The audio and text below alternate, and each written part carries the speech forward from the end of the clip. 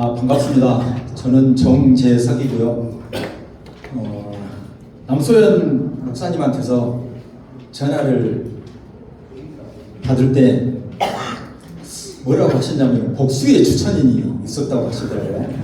그래서 제가 여쭤봤습니다. 목사님이 설마 거짓말 하시는 건 아니죠?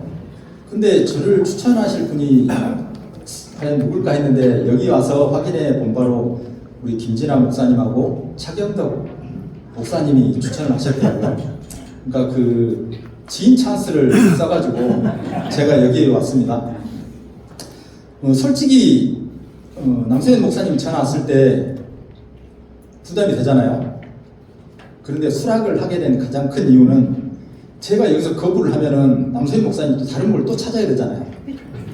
그래서 솔직히 그 마음이 컸습니다. 제가 무슨 능력이 있어서 은혜가 있어서 이 자리에 서는 것보다도 그 짐을 좀 덜어주자 하는 의미로 섰고, 그냥 있는 대로 얘기하면 되겠다 해서 하기로 했고요. 그리고 저는 아까 임영창 목사님처럼 앞으로 안 나가겠습니다.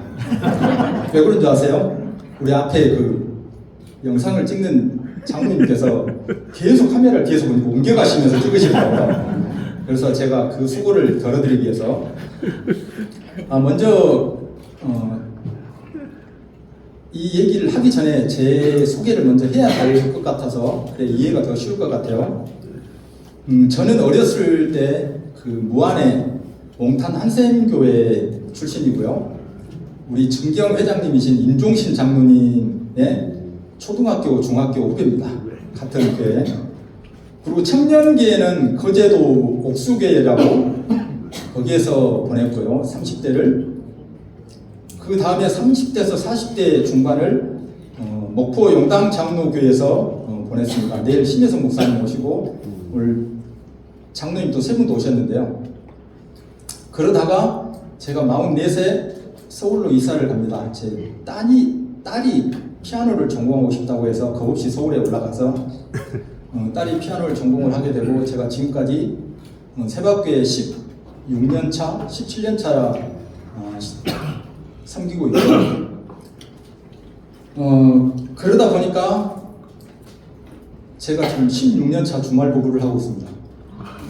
근데 제가 하고 있는 일이 여러분 그 마스가 많이 들어보셨죠? 조선 관련해서 계속 일을 하다 보니까 한강에는 조선소가 없습니다. 그래서 서울에 이사를 했는데 서울에 같이 살 수가 없어서 영암, 거제도, 부산 그렇게 계속 돌아다니다가 지금은 이제 거제도까지 가서 삼성중공업에서 선주 감독으로 일을 하고 있습니다.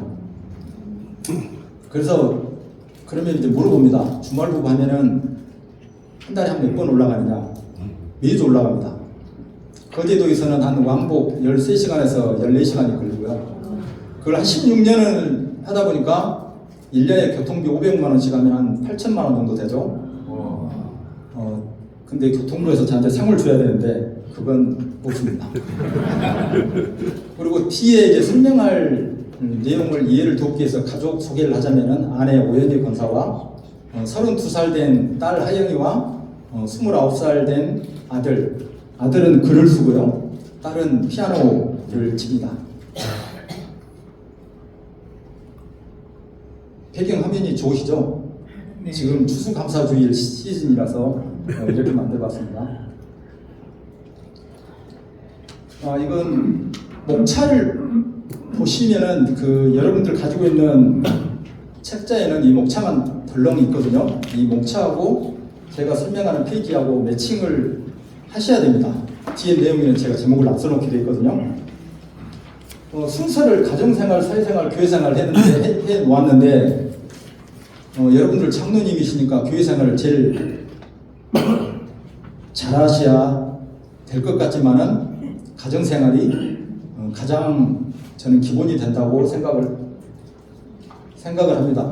그 다음에 교회생활보다도 사회생활이고요. 가장 마지막에 저는 교회생활이라고 생각을 합니다. 이분은 강조를 목사님들은 교회생활을 아마 첫째로 삼을 수 있는데 그건 아닌 것 같고요. 오히려 제가 목사님들한테 이런 강의를 하면 더 잘할 것 같은데 장로가 전문가가 하다 보니까 굉장히 조심스럽습니다. 혹시 여기서 가장 궁금한 제목이 무엇이세요? 소화되지. 아, 소화되죠. 오늘 그 이명창 아까 목사님께서 강의를 해주셨는데 그 내용과 일맥상통하는 내용이 많습니다. 어떻게 서로 연락하고 잡은 건 아닌데 하다 보니까 내용이 많이 중복이 되더라고요.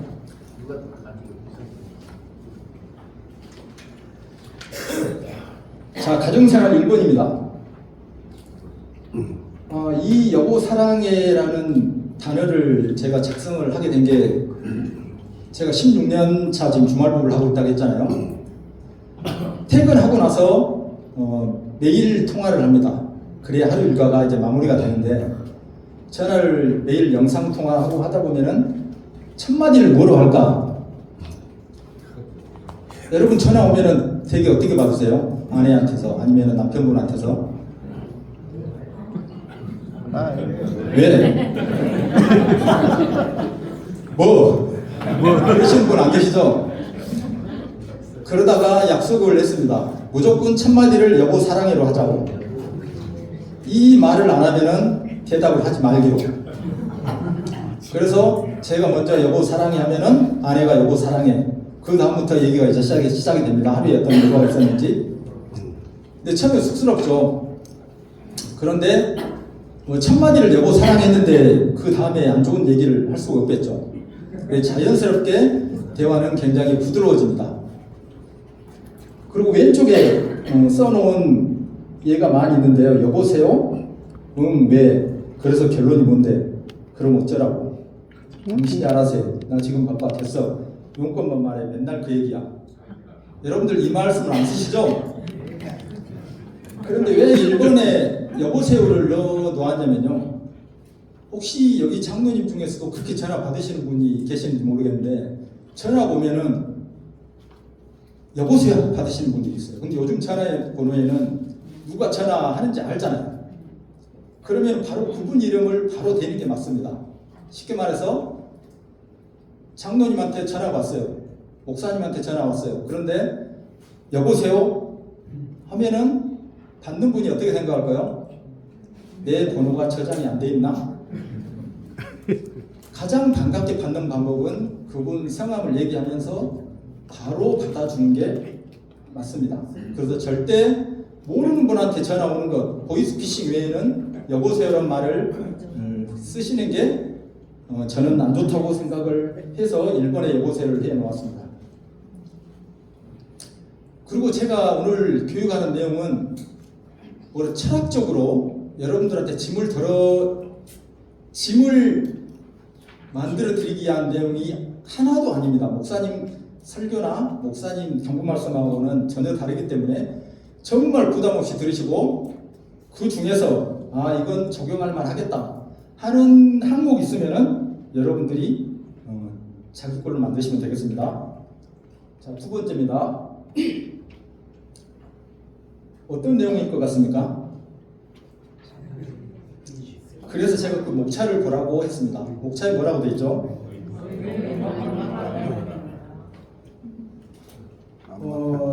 저는 아빠입니다. 여기 장로님, 남편분, 아빠 되시는 분도 있고 엄마 되시는 분도 계시는데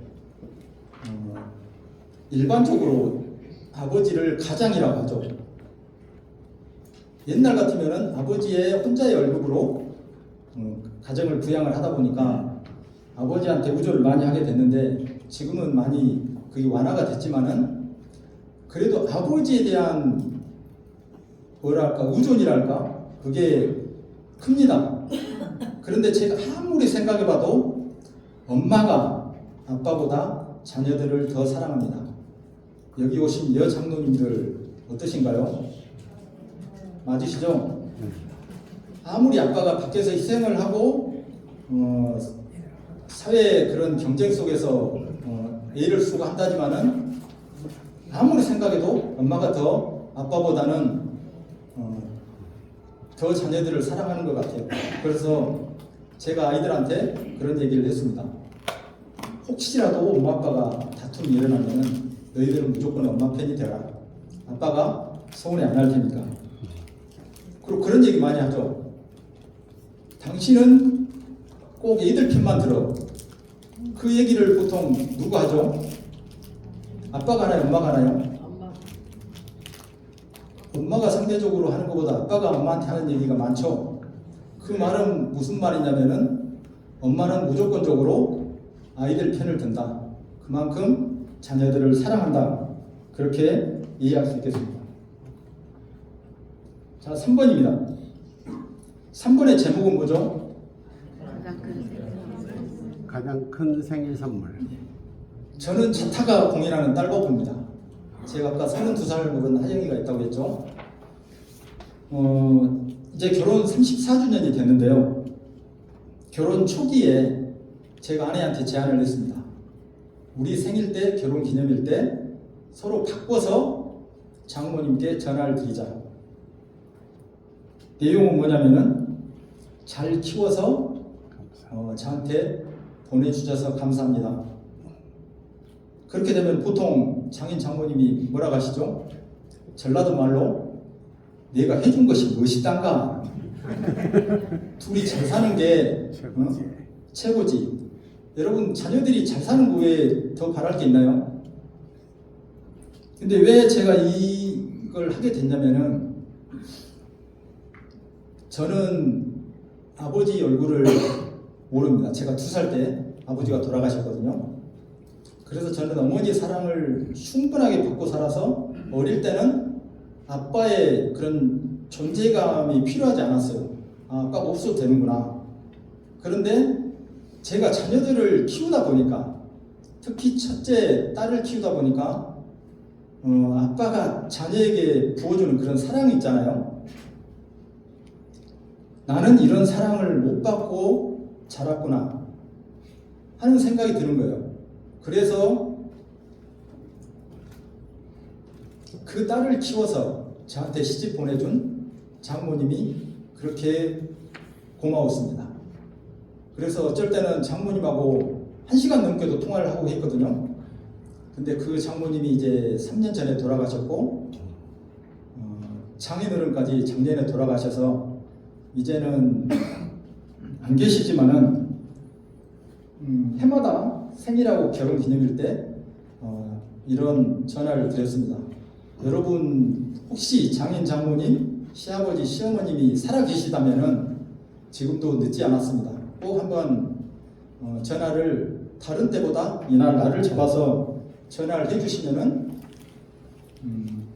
엄청 고마워 하실 겁니다. 자, 가정생활 4번입니다.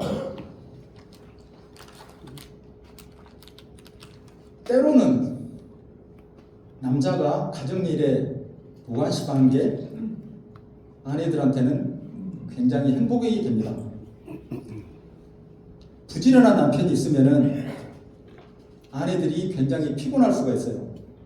냉장고를 열어보고 유효기간 지난 우유를 가지고 왜 유효기간이 지났느냐, 그리고 오래된 오이 말라빠진 오이를 보면서 왜 비싸게 사놓고 안 먹고 이렇게 버리느냐, 그 다음에 청소가 안 되어 있다든지 아니면 신발 정리가 안 되어 있다든지 그런 잔소리를 많이 하게 됩니다. 자, 냉장고에 유효기간이 지난 우유나 두부 이런 게 남아있다면 누가 가장 마음이 아플까요? 살림하는 아내의 입장이 제일 안타깝겠죠. 거기다가 남편이 돌을 하나 더 올려놓을 필요는 없다고 생각합니다.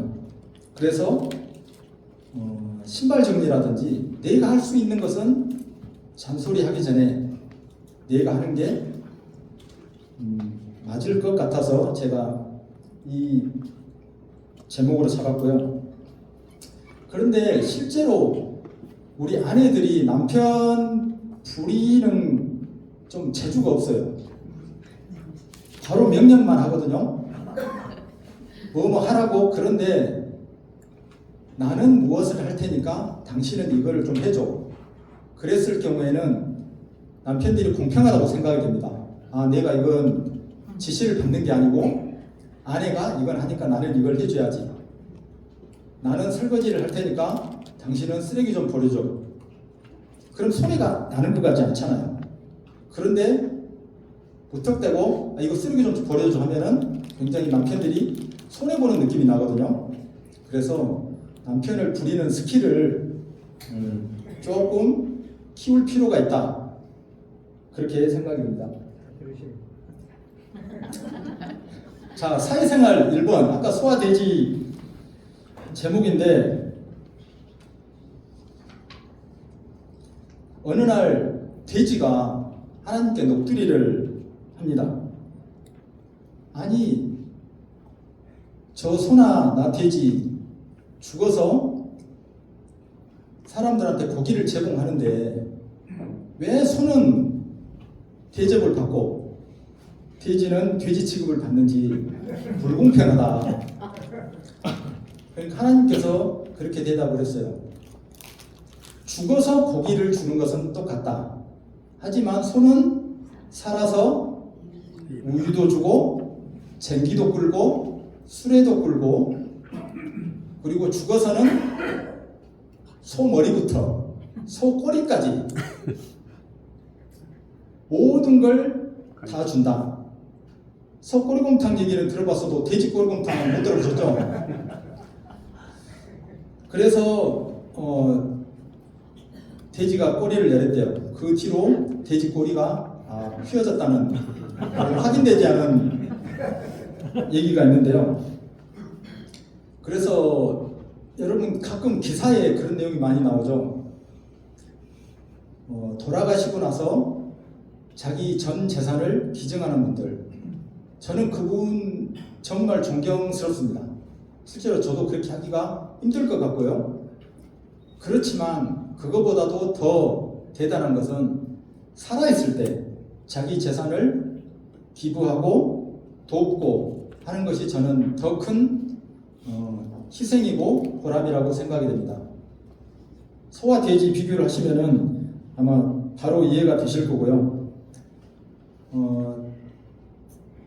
여기에 사업하신 분들도 계실 텐데 사업에 실패하신 분들이 제일 많이 하시는 말씀이 뭔지 아세요? 네가 잘 나갈 때 많이 베풀 걸. 사업이 잘 될 때는 돈이 많잖아요. 그러면 가족이나 형제, 아무한테 베풀 수 있는 기회가 많이 있습니다. 그런데 사업을 막막으로 하면은 자기가 베풀고 싶어도 수중에 돈이 없는 거죠. 그런데 베푼 것은 남아있어요.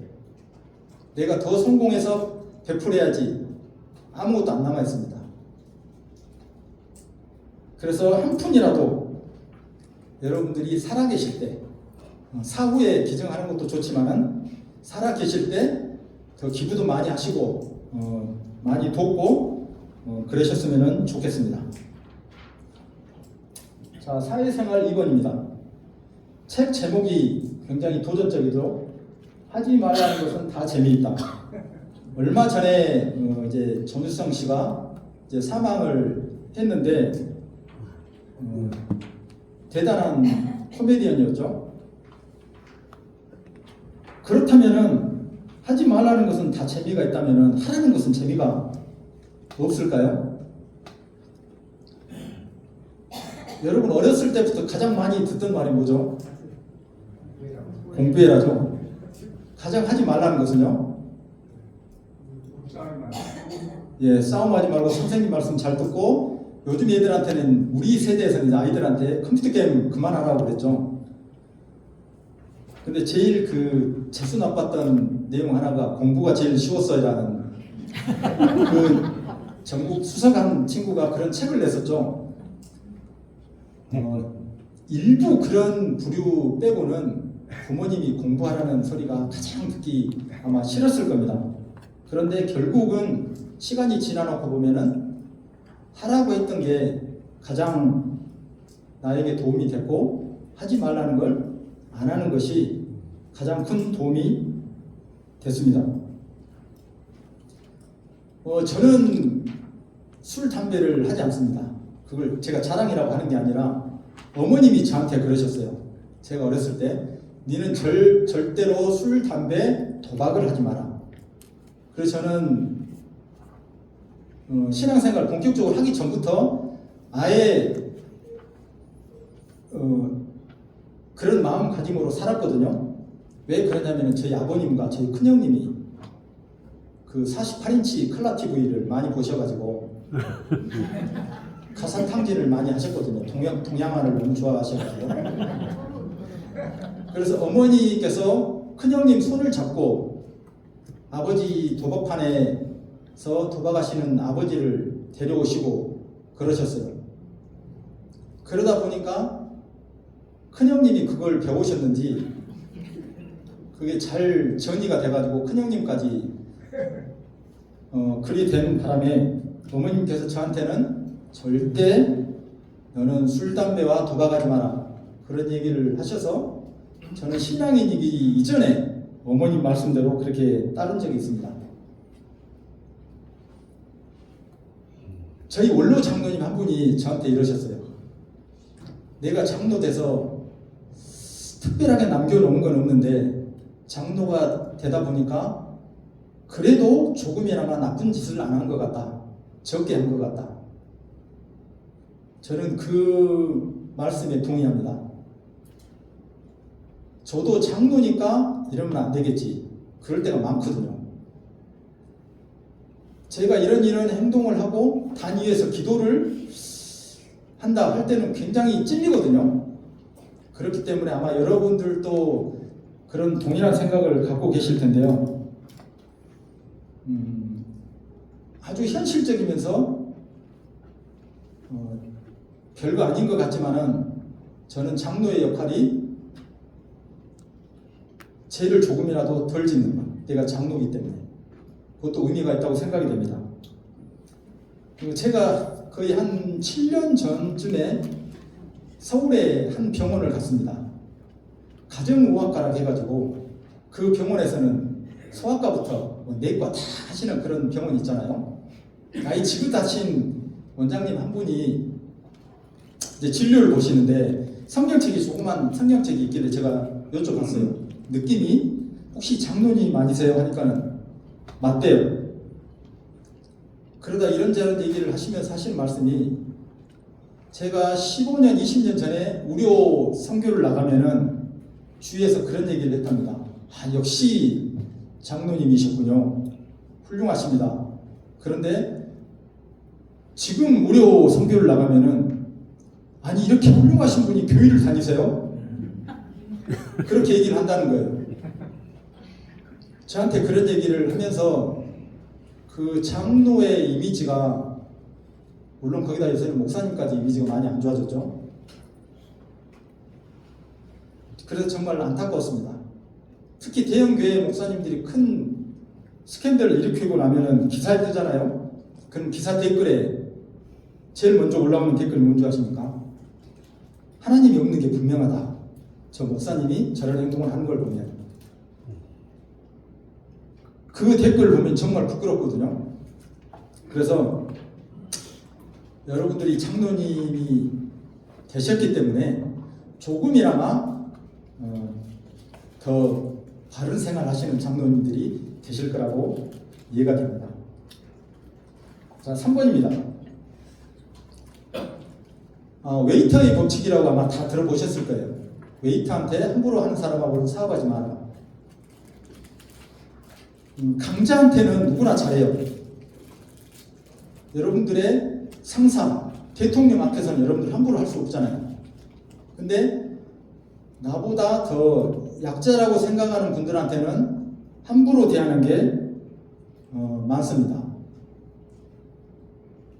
그런데 우리 장로님들은 그러지 않으시기를 하는 마음에서 이 제목을 잡았는데요. 그 교재 제목이 뭐죠?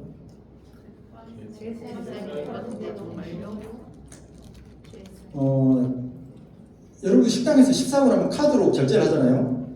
그러면은 카드 결제하시는 사장님, 점원이 어떻게 해요? 사인을 본인이 해버리죠. 왜 그러냐면은 우리 한국 사람들은 빨리빨리 민족이니까. 엘리베이터 문 닫힌 버튼도 뭐 우리나라만 있다는데 그것은 확인해 보진 않았고요. 요즘은 더 빨리 가기 위해서 층 누르기 전에 문 닫힌 버튼부터 먼저 누릅니다. 1초라도 빨리 하기 위해서. 그 정도로 빠른 민족인데 카드 결제를 점원이 하는 경우가 있거든요. 근데 그걸 가지고 가끔 시비 거는 분들이 있어요. 왜 내 사인을 당신이 하냐고. 원래 그렇게 하면 안 되거든요. 자기 카드를 신용카드이기 때문에 본인이 사인하는 게 맞아요. 근데 어느 순간부터 그게 이제 허용이 됐어요, 우리나라에서는. 근데 그걸 가끔씩 그렇게 시비 거는 분들이 있어서 저는 그렇게 사인하는 그 점원분한테 제가 그렇게 얘기하거든요. 어떻게 제 사인하고 똑같아요? 그러면 그분이 뭐라 하냐면은 정말요? 그렇게 데리고 오는 분이 있었어요. 아니 어떻게 사인이 똑같았습니까? 근데 그분도 순수하시지. 그렇게 되면은 아 내가 이분 대신에 사인을 해도 이분이 기분이 안 나쁘구나 하는 걸 그분이 제 대화 사이에서 그걸 캐치를 하는 거죠. 그러면서 저는 배려하는 모습을 보이고 있습니다. 마지막 사회생활 4번입니다. 우리가 어렸을 때 참새 시리즈가 엄청 많았거든요. 참새 시리즈가 보통 어디에서 일어나죠? 전깃줄에 올라가 있죠. 다 전깃줄에서 참새 시리즈가 일어납니다. 그래서 참새 할아버지가 그게 너무 속상해서 죽으면서 너희들은 앞으로 절대 전깃줄에 앉지 마라 그런 유언을 했대요. 그리고 그 이후로부터 참새 시리즈가 다 들어가고 차분함 시리즈로 넘어갔습니다. 혹시 이 이미지 보신 적 있나요? 한 번도 못 보셨죠? 예. 챗 GPT로 만든 겁니다. 요즘은 그렇게 똑똑해요. 이 내용을 상황 설명을 해주고 이 내용으로 대화 내용을 만들어 달라 하면은 이렇게 만들어줍니다. 그래서 이게 제가 만든 첫 이미지입니다. 아마 못 보셨을 거예요. 자, 유언적 사전적 의미는 죽음에 이르러 부탁하여 말을 남김입니다. 그런데 그 밑에 누군가와의 마지막 만남에서 건넨 말, 그 누구가 한 말일까요? 예, 제가 한 말입니다. 너무 고민해서 생각해내실 필요가 없습니다. 얼마 전에 저희 교회 원로 장로님 김병현 장로님이라고 계십니다. 좋은 얘기니까 상담을 얘기해도 되겠죠? 그 장로님하고 통화를 하다가 이제 85 정도 되셨나? 자기가 본인이 돌아가시기 전에 앞으로는 가장 좋은 말을 하고 싶다는 거예요. 그래서 놀이터에 지나가다가 어린 유치원생한테 너 예쁘다 그런 얘기를 했대요. 그랬더니 그 애가 엄마한테 엄마 저 할아버지가 나보고 예쁘다고 하셨어. 그렇게 얘기를 하더라는 거예요. 이제 뒤에서 이제 가시면서 들었겠죠? 그 얘기를 저한테 해 주셔서 제가 여기에 이제 인용을 합니다. 우리가 일반적으로 유언이라 하면은 자기가 죽기 전에 남기는 마지막 말이라고 생각을 하잖아요. 그런데 혹시 유언 없이 돌아가실 때 병상에서 부모님이 돌아가실 때 말씀을 안 하셨으면은 유언이 없는 건가요? 유언 해가지고 1번 뭐 2번 뭐 그렇게 말만 해야 유언일까요? 아니면 유언서 해가지고 그 메모로 남겨야만 유언일까요? 저는 그렇게 생각하지 않고요. 내가 마지막 만났을 때 그 사람에게 건넨 말, 그게 유언이거든요. 그래서 그 꼬마 아이한테는 우리 그 장로님이 하신 말이 장로님이 해준 유언일 수가 있습니다. 그 장로님을 다시 만나지 않는다면은, 그리고 그 말을 평생 가지고 갈 수도 있어요. 그리고 힘들 때마다 어떤 할아버지가 나한테 예쁘다고 했었지. 그걸 자기 마음에 평생 품을 수도 있는 거죠. 여러분들 가장 유명한 MC, 잘 나가는 MC가 누구죠 요즘? 유재석이죠. 저도 유재석을 엄청 좋아합니다. 일단 이름이 같잖아요.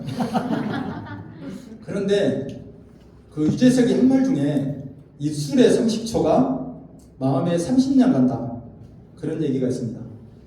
입술로 30초간에 했던 얘기가 상대방한테는 30년 동안 의미로 남아있다는 거죠.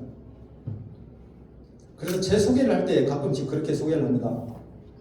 유재석이 유사품 재석이라면은 저는 정품 재석이다. 그러면은 여러분들이 절대 제 이름을 안 까먹으시겠죠?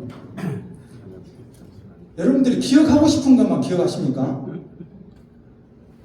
부모님이 이 얘기는 너는 평생 살아가면서 기억을 해라. 그렇게 하신 말씀이 있을 거예요. 그렇게 하면 그 말씀 꼭 기억하나요? 그렇지는 않는 것 같습니다. 내가 기억을 안 하고 싶어도 기억이 되는 일이 있거든요. 내가 기억을 하려고 해도 잊어버리는 기억이 있고, 저는 제가 어렸을 때 저희 큰 형수님이 저에게 겨울에 사주신 빵모자가 있습니다. 옛날에 그 털실로 짜진 빵모자 있잖아요. 방울 하나 달리고. 그런데 그 빵모자 추억이 지금도 남아 있습니다. 그걸 제가 형수님이 사주셨으니까 겨울에 내가 이걸 잘 썼으니까 평생 기억해야지 하고 기억하는 건 아니라는 거죠. 나도 모르게 그런 게 기억이 되는 게 많이 있습니다. 아마 여러분들도 그런 기억이 있을 겁니다. 그게 꼭 대단한 게 아니고 아주 사소한 것일지라도 그래서 저는 자녀들과의 작은 건수를 많이 만들라고 그러거든요. 연말에 부모들이 그러잖아요. 자녀들한테 뭘 많이 못 해주니까 연말에 한꺼번에 비싼 걸 사준다든지, 그러면 그게 평생 아버지가 나한테 이렇게 비싼 걸 사주셨으니까 감사해야지. 그렇지 않다는 거죠.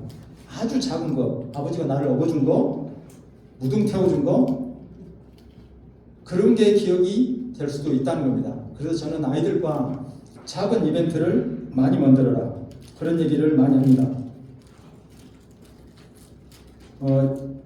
광수생각이라고 전에 만화 많이 보셨죠?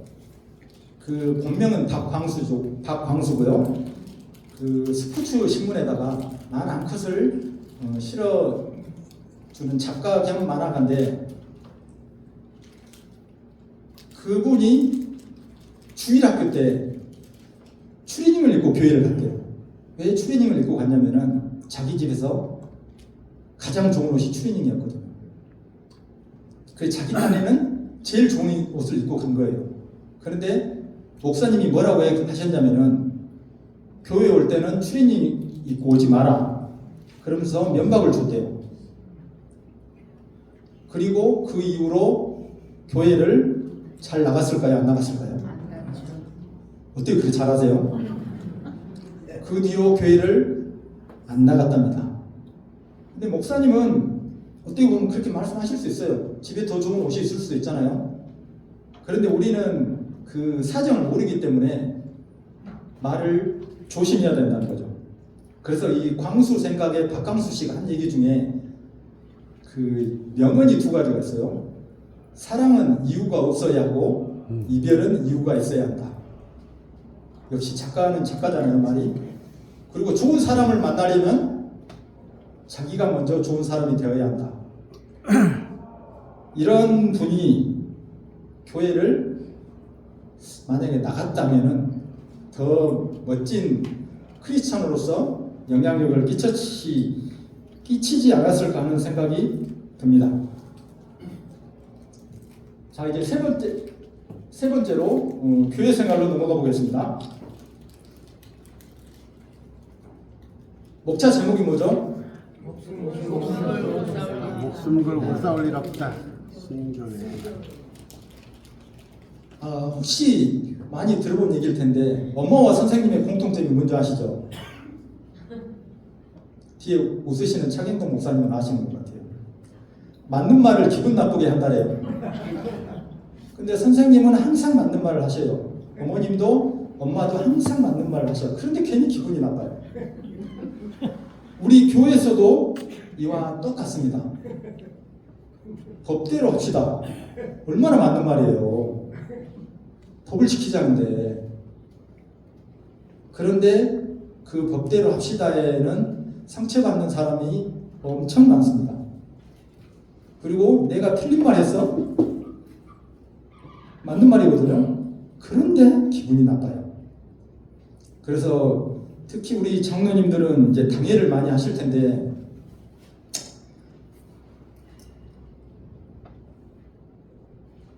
이런 얘기를 하는 분들이 종종 계십니다. 그렇게 되면 분위기가 쌓여지죠. 그리고 우리 어렸을 때 이런 말 많이 들어보셨을 거예요. 싸우고 나면 정든다. 그럽니까? 저는 아니었습니다. 저는. 여러분들은 어떠신지 모르겠지만은 저는 아니었어요. 아무리 좋은 싸움도 싸움하고 나면은 그 사람하고 뭔가 찌꺼기가 남아 있습니다. 아무리 화해를 하고 한다 할지라도.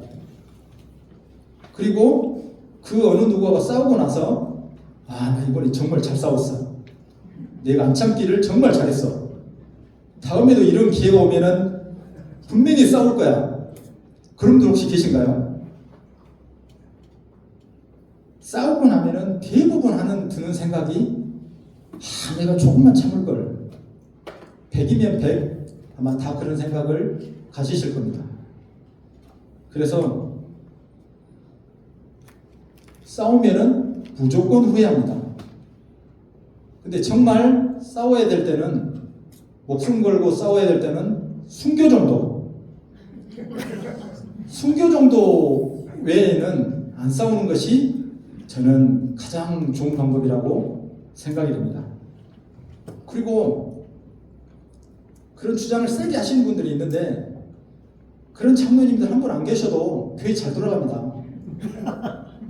근데 자기 주장대로만 해야 교회가 잘 될 것 같거든요. 다른 장로님 얘기로 하면은 교회가 절단이 나요. 꼭 내 얘기로 이 방향으로만 교회가 가야 돼. 그런데 그 장로님 안 계셔도 교회는 잘 돌아갑니다.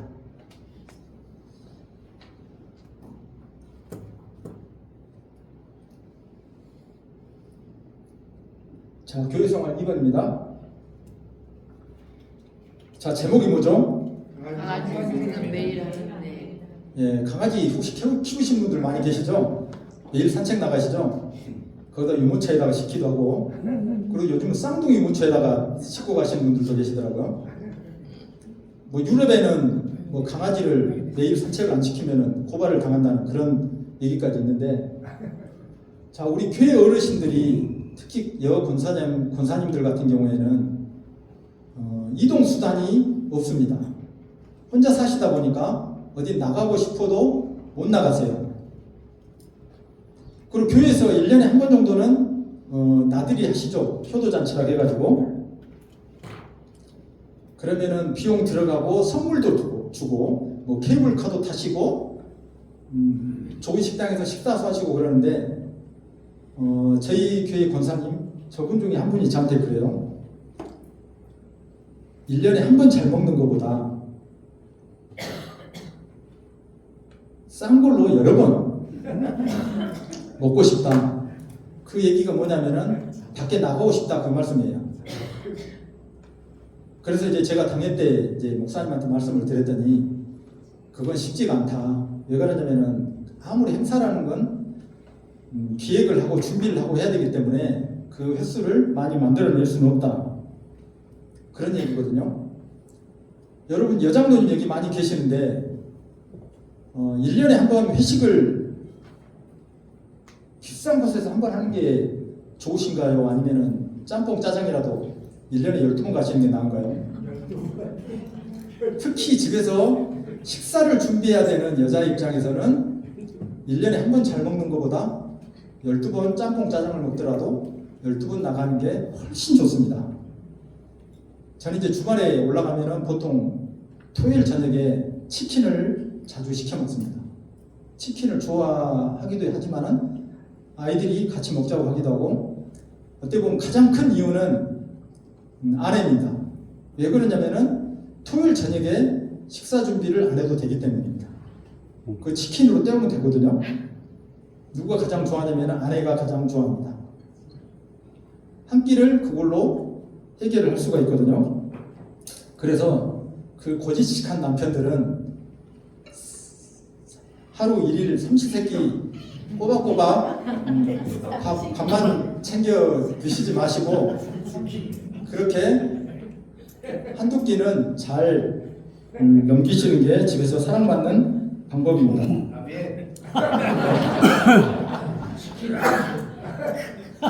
여기 권사님들 포즈가 어떠신가요? 이렇게 보여요. 이건 제가 연출한 겁니다. 이렇게 한번 포즈를 잡아보세요. 그래서 지금 여기가 어디냐면은 완도의 그 수목원입니다. 제가 영암에 근무할 때 권사님들한테 KTX로 목포까지 오시면은 제가 모시고 뭐 1박하고 뭐 여행하고 올라가시면 됩니다 해가지고 완도 수목원에 모시고 있었던 거고요. 그 중에 가운데 계신 분은 우리 교회 권사님도 아니세요. 저 두 분 권사님하고 친구분인데 그 삼총사라고 해가지고 같이 오신 분인데 식사하시는 모습도 보이는데 저 사진을 왜 넣었냐면은 제가 식사를 샀기 때문에 넣은 게 아니고요. 저 권사님들이 사셨습니다. 제 밥값을 내신 거죠. 그 의미가 뭐냐면은 돈이 없어서 못 나오는 거 아니다 이거죠. 저분들 한편이 뭐 선생님 하셨고 해서 연금도 받고 그러시는 분이에요. 그런데 나갈 수 있는 교통수단이 없는 거예요. 그리고 이렇게 여행을 여기도 오셨고요. 그 다음에 영암에 국화축제 할 때는 국화축제 할 때도 오셨고 여기저기를 이제 같이 좌우 이제 다니시는데 이 사진을 찍어서 달력을 만들어 드렸습니다. 그 탁상 달력 아시죠? 넘기는 거. 요새는 엄청 잘 돼 있어요. 그 찍스라는 그 사이트 들어가시면은 그 사진을 거기다 업로드 쫙 하면은 달력이 있고 옆에 면에 이 사진을 쭉쭉쭉 올릴 수 있습니다. 가격이 얼마나 할 것 같아요? 2만 원밖에 안 합니다. 그렇게 세 분 만들어 들어도 6만 원밖에 안 하는 거죠. 그런데 그 달력은 우리나라에서 딱 3개밖에 없는 달력입니다.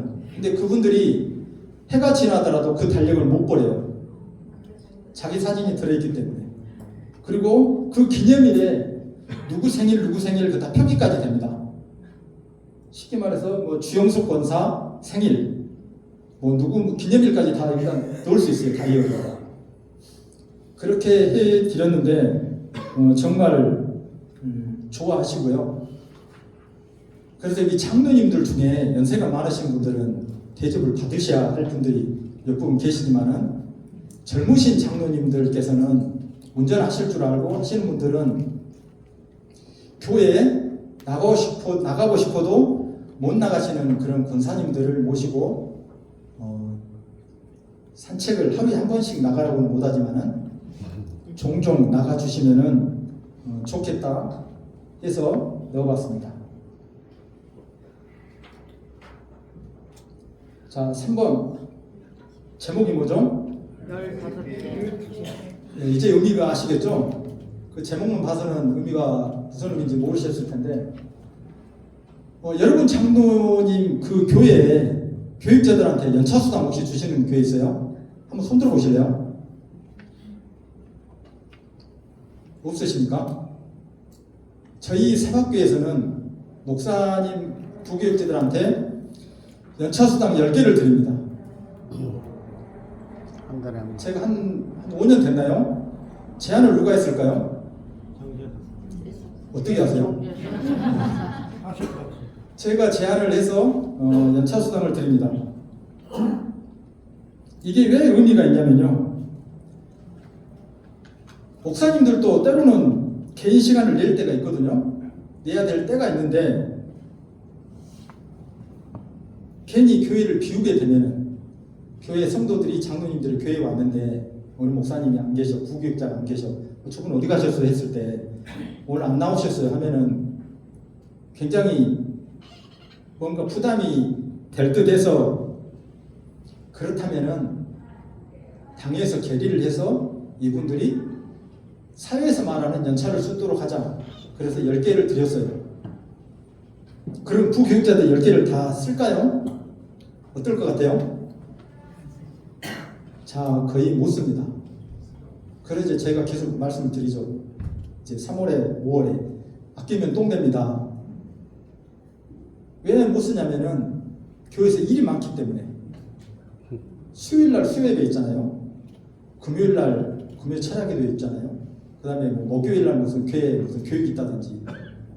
그렇게 되면은 실제로 쉴 수 있는 날이 1년에 며칠이 안 됩니다. 그런데 이 연차가 있다는 것 때문에 마음이라도 든든하죠. 자, 오른쪽에 보시면은 아르바이트생들한테도 연차수당을 주게 되어 있습니다. 조건이 단 주 15시간 이상 근무고 인원이 5인 이상 작업장일 경우. 여러분들 교회 부목사님, 전도사님이 이 정도는 더 되잖아요. 아르바이트생보다는 낫잖아요.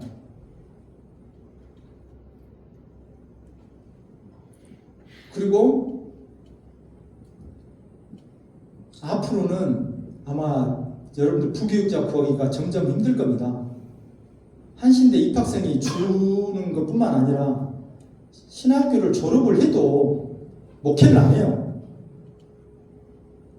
그리고 앞으로 여러분 장로님들 중에서 이제 조금 담임 목사님을 창빙하는 교회도 있게 될 텐데,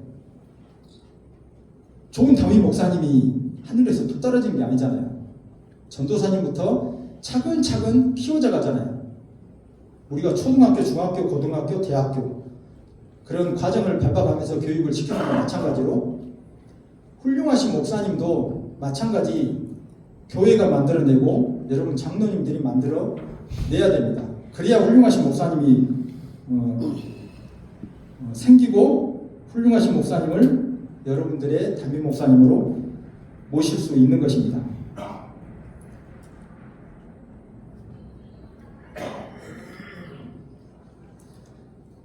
이제 당회 시즌이 돌아오잖아요. 아니, 당이란다, 정책당에 가셔가지고 가감히 한번 제안을 해보십시오. 제가 제안을 했더니 담임 목사님이 뭐라 하셨냐면은 저도 포함되죠? 그랬거든요. 그런데 교회 당회에서 공식적으로 연차를 인정해 주는 거하고, 물론 담임 목사님이 부교육자들 상황 생기면은 아 그래 그냥 쉬고 일 바로 할 수 있잖아요. 그런데 그게 느낌이 다르거든요. 그래서 교회 여러분들 장로님들께서 적극적으로 나서 주시면은 더 좋을 것 같은 생각이 듭니다. 그래서 왼쪽 보시면은 우리 교회 전도사님, 부목사님이 내 딸이라면, 내 아들이라면, 만약에 내 아들이 어느 회사에 들어갔어요. 근데 연차수당이 하나도 없대. 그럼 뭐라고 하실 거예요? 그렇게 복지가 안 좋은 회사에 뭐하러 다니냐, 나와라. 아마 그럴 수도 있을 거예요. 그런데 우리 교회에서 섬기는 부목사님, 전도사님이 지금 그렇게 하고 있는 거예요, 지금.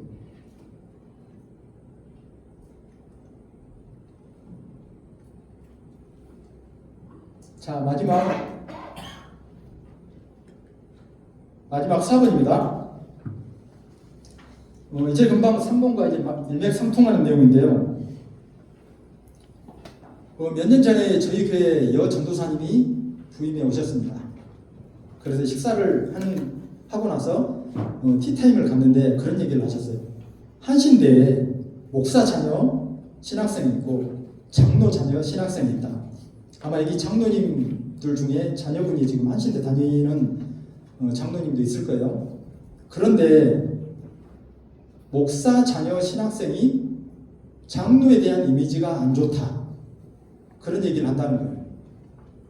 그래서 저희 이제 모기수 목사님께서 하시는 말씀이, 이 신학생들이 졸업을 하면은 장로님들과 함께 일을 해야 되는데, 목회를 해야 되는데, 그런 안 좋은 이미지를 가지고 있으면은 안 좋을 텐데 하면서 굉장히 안타까워 하셨어요. 그러면은 왜 목사 자녀들이 장로에 대한 이미지가 안 좋을까요? 목사님들이 교회를 옮기는 가장 주 목적이 더 좋은 교회로 옮기는 긍정적인 그런 케이스가 있는 반면에 교회하고 갈등, 특히 당회원과 갈등, 그 중에서 특히 특정 장로님과의 갈등으로 인해서 교회를 옮기는 경우가 저는 70-80% 이상 된다고 봅니다. 그 밑에서 자란 자녀들은 아빠가 이사를 하고 교회를 옮기고 하는 게 눈치가 빠르죠. 아, 우리 아빠가 잘 돼서 교회를 옮기는구나. 아니면은 안 좋은 일로 옮기는구나. 모를 것 같지만 아마 다 눈치가 있거든요. 그래서 그런 이미지가 안 좋은 영향이 저는 많이 생겼을 거라고 보고요. 여러분들이 귤을 만약 이마트에서 귤 한 박스를 샀어요. 근데 집에 와서 뜯어보니까 귤이 한 3-4개가 썩어 있네요. 그러면은 자 1번 아 귤이 3개 정도 썩어 있네. 그냥 먹지. 2번 아니 귤이 3개나 썩어 있네. 다음에 이마트 가서 반품해야지. 여러분들은 어떻게 반응하실 거예요? 1번 그냥 드신다. 에이 3개 정도야. 근데 심지어는 귤 3-4개만 썩어 있는데 이마트에 전화를 하기를 다 썩어 있습니다. 그렇게 얘기해요. 분명히 3개, 4개만 썩어 있는데 왜 그렇게 얘기를 하냐면은 그렇게 얘기를 해야 반품이 될 것 같거든요. 제가 이 비유가 솔직히 우리 장로님들한테 적절한 비유일지는 모르겠습니다.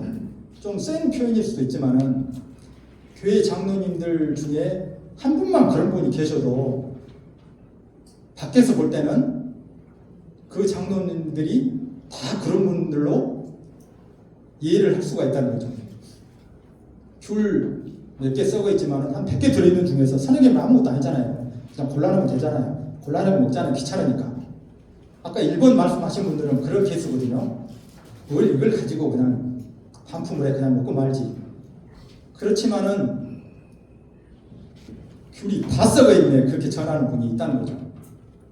그래서 우리 장로의 역할들이 아무리 장로 10분이 좋아도 일명 쉬운 말로 안 좋은 장로 한 분만 계셔도 그 교회 분위기는 굉장히 힘들어질 뿐만 아니라 그 장로님들이 다 같이 욕을 먹고 그 교회가 다 같이 욕을 먹는 경우가 부지기수더라.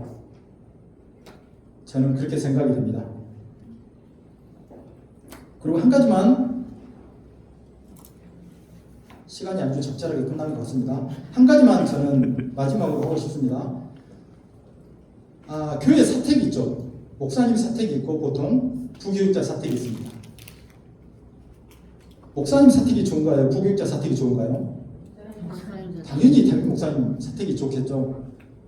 부교육자 사택은 보통 그 재개발 바로 앞둔 교회 재산 중축하기 위해서 사놓은 30-40년 된 아파트에 전도사님이나 부교육자를 넣습니다.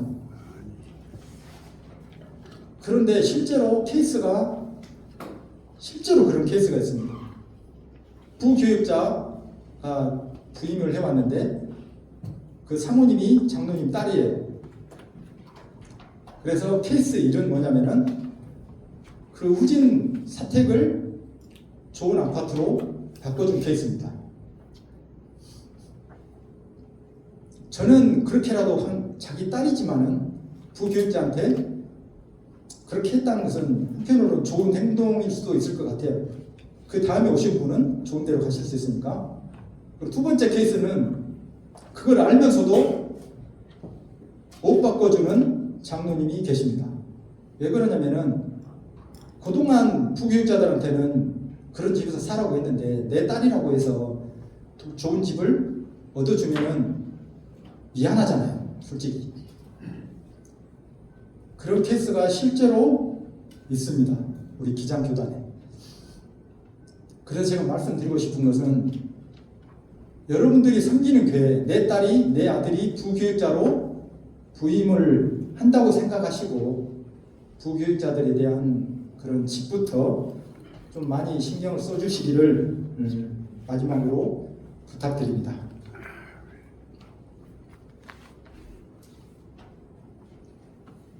바로 앞에 우리 명창 목사님께서 죽음 설교를 아주 열강을 해주셨는데 여러분 카톡에 그 프로필 밑에 몇 마디 적어놓는 거 있죠. 우리 그 장로님들이시니까 모이면 기도하고 흩어지면 전도하자. 혹시 그렇게 써보신 분 계신가요? 한 30년 전에는 표가 그거였잖아요. 교회 표가. 아니면 믿음, 소망, 사랑이라든지.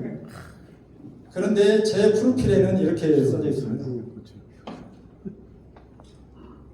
이제 제가 올해 딱 환갑이 됐거든요.